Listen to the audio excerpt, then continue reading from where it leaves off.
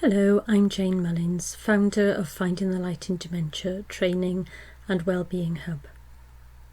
In this short film, I'd like to give you a flavour of some of the materials and resources that we have on offer in the training and in the Wellbeing Hub. Finding the Light in Dementia Training consists of 6 modules, each with its own activity book, reflective diary, and on successful completion of an assessment, a certificate for each trainee. Our brains are absolutely amazing at helping us think, feel emotion, behave, sense the world around us and move. They control our memory, thoughts, speech and movement and the organs in our bodies. This includes heartbeat, breathing, digestion, ability to swallow and our waking and sleep cycle. It also helps control our movements, temperature, keeps our posture and balance and coordination of muscles. Damage to our temporal lobes can lead to problems in understanding what is being said to us. This is known as receptive aphasia. It can also cause difficulties with attention to what we see and hear, ability to retain new information, recognise faces, and responsible for some emotional changes. Due to the damage in the brain because of the dementia, pain may also be experienced differently. Due to the changes in the person's nervous system, they may have a reduction of naturally occurring pain relievers in the brain, and changes in the nervous system due to different types of dementias may affect how a person perceives pain, how they experience it, and we need more research in this area. Let's listen to what Andy has to say. Andy has Lewy body dementia and a chronic pain condition. I experience excruciating pain when my CRPS flares up. And I worry that when I'm not able to communicate as well as I am now, I could tell the carer that I'm in pain.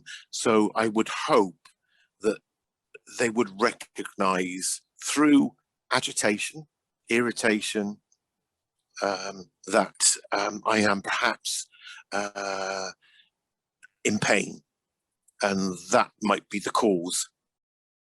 I very quickly learned how important it was for us to know about a person's background, especially when they've been through major stresses and trauma in their lives. Jim came to our home from hospital quite suddenly. We didn't know anything about him other than he'd been in hospital with an infection, and the hospital needed to find somewhere for him to be discharged to. We couldn't get hold of any of his family as they were travelling back from Australia where his daughter now lived.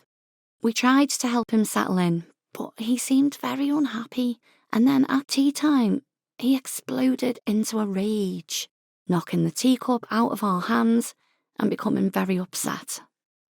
I had heard about Sundown Inn and always noticed that some of our residents would become a bit unsettled early evening, but his reaction was quite violent, thrashing out and shouting at us. We felt helpless and we were a bit scared. No one wanted to go anywhere near him. It happened at other times of the day too. After a couple of days, his daughter arrived and sat down with us and told us Jim's heartbreaking story. He'd been a prisoner of war in the Far East on a tea plantation, where he'd been tortured, starved and watched his friends and army colleagues die. Somehow he survived, and when the camps were liberated, he came home. He vowed never ever to drink tea again in his life. That's all the family knew of his experience, as he never spoke of it again. There had always been a sadness around him, his daughter told us.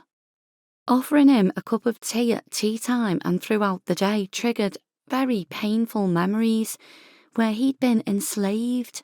And as he was in a new place, we think he might have started feeling imprisoned again. It all made sense once we knew. It took a while for Jim to settle in and trust us. We focused on other positive parts of his life, as he'd also been a keen footballer, so with the help of his daughter we managed to find old football collector's cards and other memorabilia from his favourite team. We respected that he would often want to be alone, and we did not want to ever make him feel those feelings that he had during the war again. And we never ever offered him a cup of tea again. And we wrote this into his care plan. All the sensory stuff, like losing my sense of taste and smell, I didn't know that was linked to dementia. And so many people are just apathetic. And some people think we're being awkward. And I don't think that they realize that it's linked to the dementia. And it's all about, words do matter, don't they? Because I can remember there's, you know, when you get into that conversation with somebody and they say, I've told you that. And you say, no, you haven't. No, you haven't. Yes, you have. No, I haven't. So now we just decided that I'll say, well, if you have told me that, I can't remember it. And that diffuses the situation. Because sometimes I think people do think that we're just being awkward and we're being difficult. And we do remember, but we're just saying that we don't remember. So yeah, encouragement, and that'll help with apathy. Learning all we know about our environment, particularly in the context of our lives, and trying to create this sort of safety and normality of what we want to keep in life. What happens then when somebody has dementia? How does that affect their communication? The first thing to say is, of course, there are lots of different types of dementia, and so it's not easy to kind of just talk about it as a single thing. But I'll focus here on the ones that most affect communication, and there are various things that are fairly common. The Hub also offers interviews with Mary Evans, mental health nurse and founder of the Well Nurtured Mind. Here, Mary, who has over 30 years' experience in providing advice, guidance and coaching to all grades of staff, gives us the tools to help us with stress, overwhelm, guilt and a sense of being out of control. In these interviews, she shares her expert knowledge and experience of supporting health and social care managers on managing challenging situations, many of which impact on the well-being of staff, along with providing 2-minute self-care hacks for all. Learning how to breathe properly. Now, it seems like such a basic thing, a simple thing, a stupid thing maybe to say, because we're all breathing. However, one of the things we know, that when we're stressed, when we're anxious, when we're overwhelmed, if you stop yourself for a moment, what you often find is that your breathing is more shallow, more rapid than usual, or you might find yourself when you're in a stressful situation, you have these moments where you realise you're actually holding your breath and you hadn't realised until the situation was over that you've actually been holding your breath. And that's a common sign of a symptom of stress. We do know over a period of time, obviously that's not really good for our health and well-being. So I would really urge everyone, if you can learn a simple, either a mindfulness technique, again, the Wellbeing Hub has some really great signposting activities around this. The breathing. So if you are in a situation you think to yourself, well, all these things sound great in theory, but I don't have time to do this. I don't have time to be sitting there and learning to breathe. I don't have time to cook healthy. I don't have time. These things we're discussing today is not about adding an extra chore. It really is about tweaking your existing lifestyle, things that we do every day, and adding them on to something we're already doing. And let me just give you a quick example of what this might look like in real life, not just in theory. The other thing that I want to say to care staff is that in my experience, a lot of your grief won't be recognised. It won't be recognised by relatives because they think you're there, you're doing a job, and they don't realise, I think, always how close you get to your residents, you know.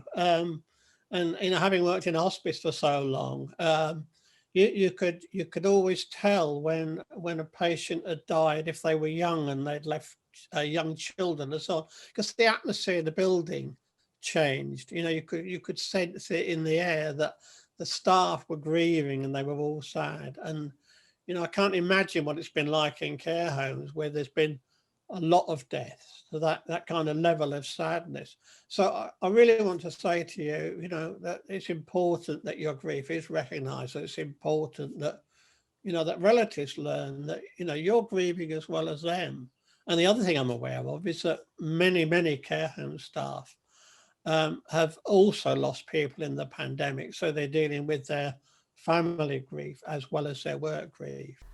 As well as expert support, the Wellbeing Hub provides mindfulness and relaxation films and audios to help staff learn practical ways of self-care, all exclusively created for Finding the Light.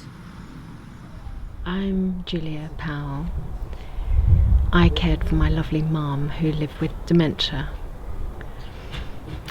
For my mum, dementia meant huge levels of anxiety. She was really frightened on times. And for me as her carer, I sometimes got caught up in the emotions. I found my mindfulness practice really helped to ground me and make me more stable, which was much better for her and it was better for me.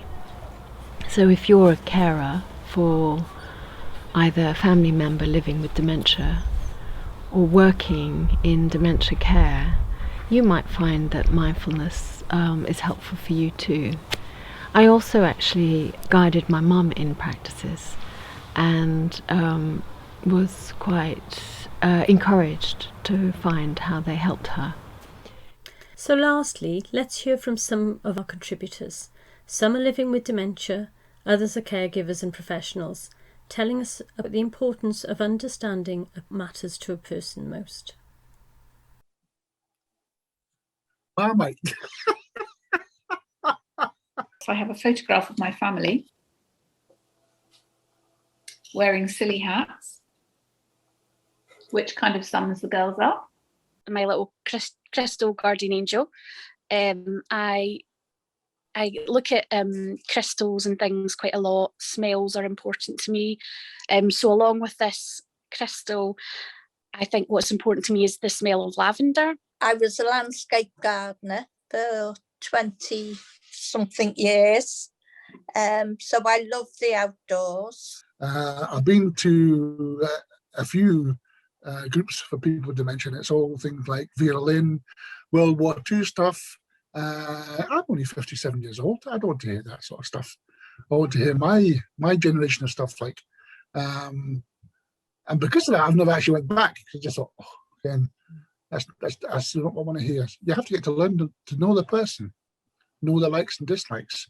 It's as simple as. What's important in terms of whether it's our memory, what's important to me, or what's my favourite things, what connects me, is that whole host of trying to understand the person as a collective, a whole person, and not just one aspect of that person.